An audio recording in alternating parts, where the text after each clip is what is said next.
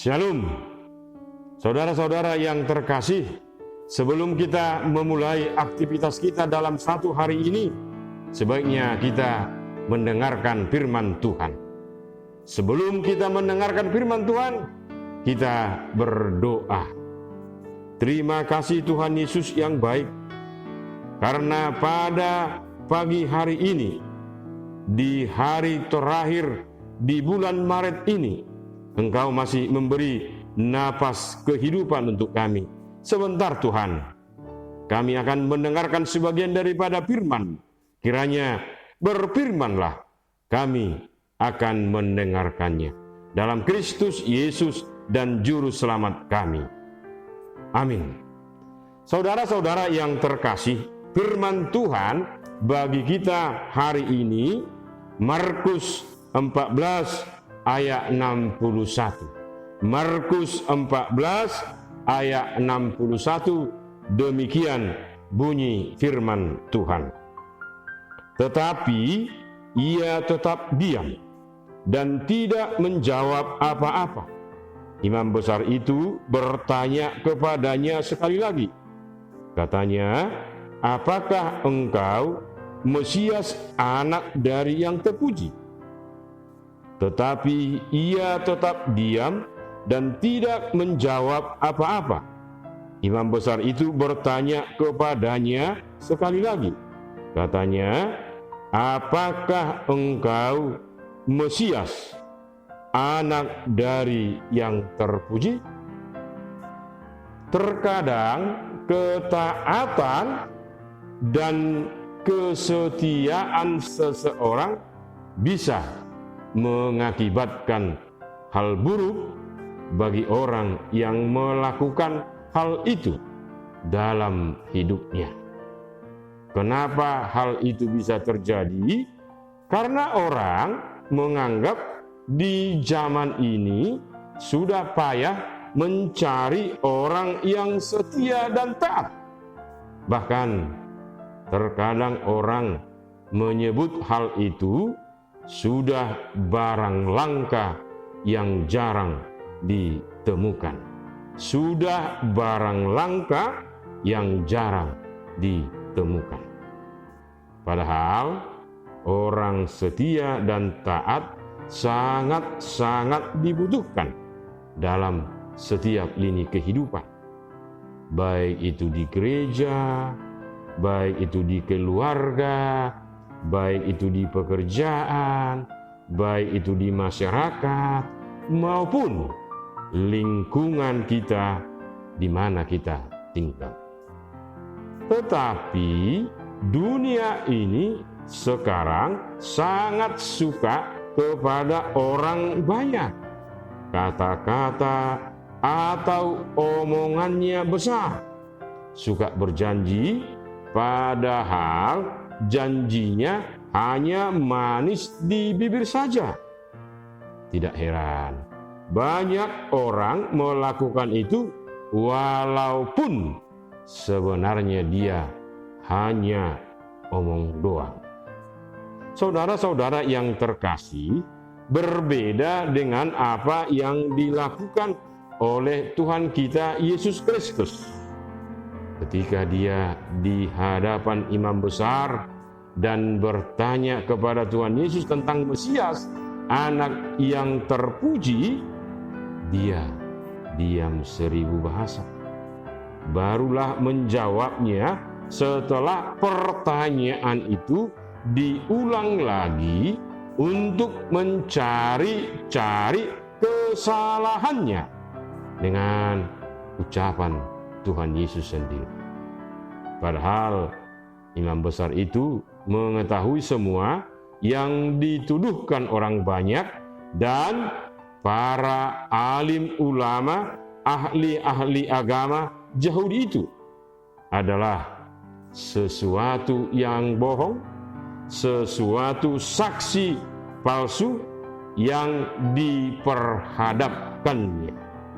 Dan ketika Tuhan Yesus memberi jawaban yang benar tentang dirinya, lalu imam besar itu mengoyakkan pakaian Yesus dan berkata, untuk apa lagi perlu saksi?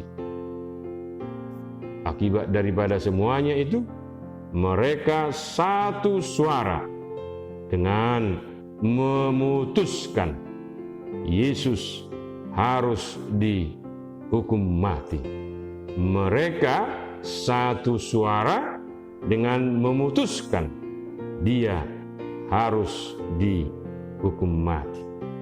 Saudara-saudara yang terkasih, konteks nats ini adalah peristiwa memperingati kematian Tuhan Yesus Kristus sebelum dia sampai kepada kayu salib.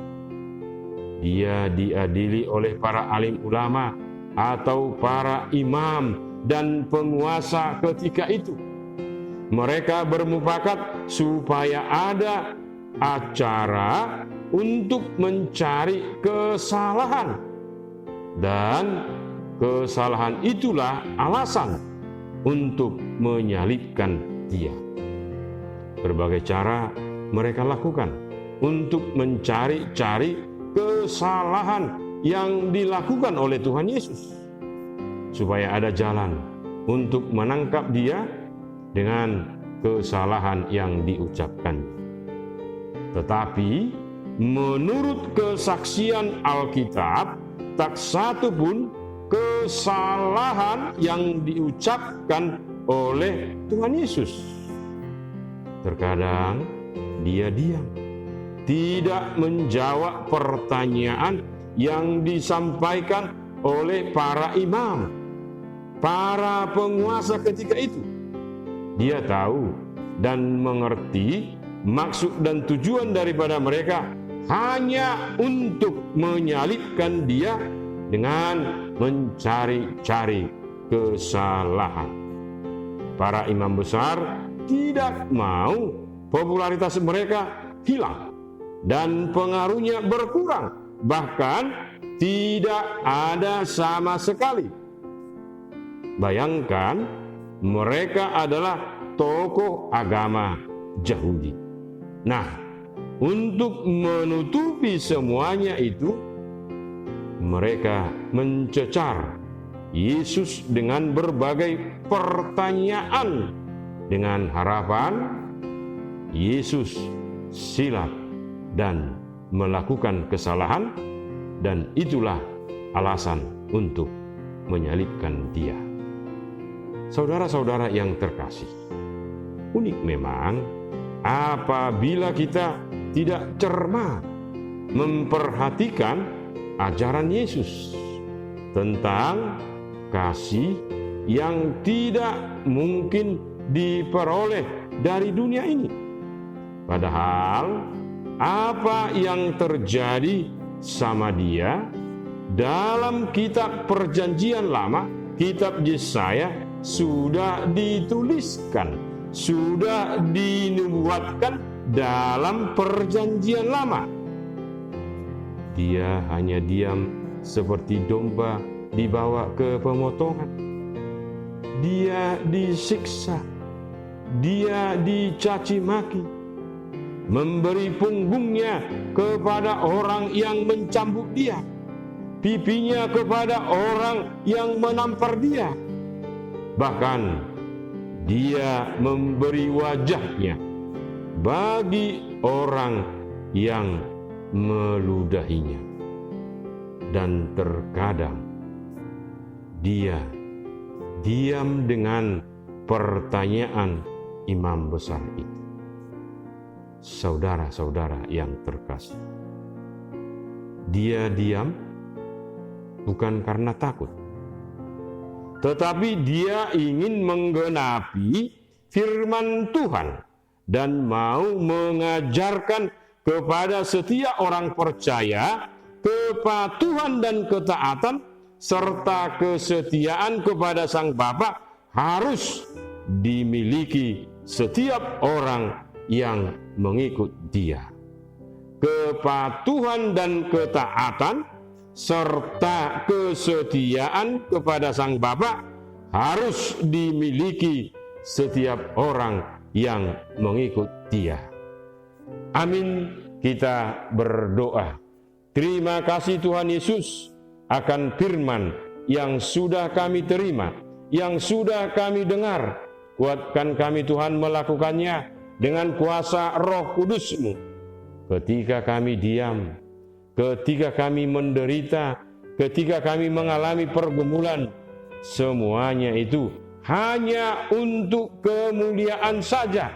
Ajar kami Tuhan, supaya kami jangan berdosa, supaya kami tidak berdosa ketika kami jatuh ke dalam pencobaan. Dengan kuasa Roh Kudus-Mu, kami dimampukan, kami dikuatkan seperti Tuhan Yesus yang baik. Bapa di sorga, untuk itu Tuhan, berkatilah seluruh jemaat-Mu ini, berkati seluruh aktivitas mereka, berkati seluruh pekerjaan mereka, berkati setiap keluarga mereka. Biarlah jemaat-Mu ini selalu bersuka cita karena Tuhan selalu memberkatinya. Dalam Kristus Yesus Tuhan dan Juru Selamat kami sudah berdoa. Amin. Anugerah Tuhan kita Yesus Kristus, kasih setia Allah Bapa, dan persekutuan Roh Kudus kiranya menyertai kita sekalian. Amin. Kiranya Tuhan memberkati. Salam sehat. Horas.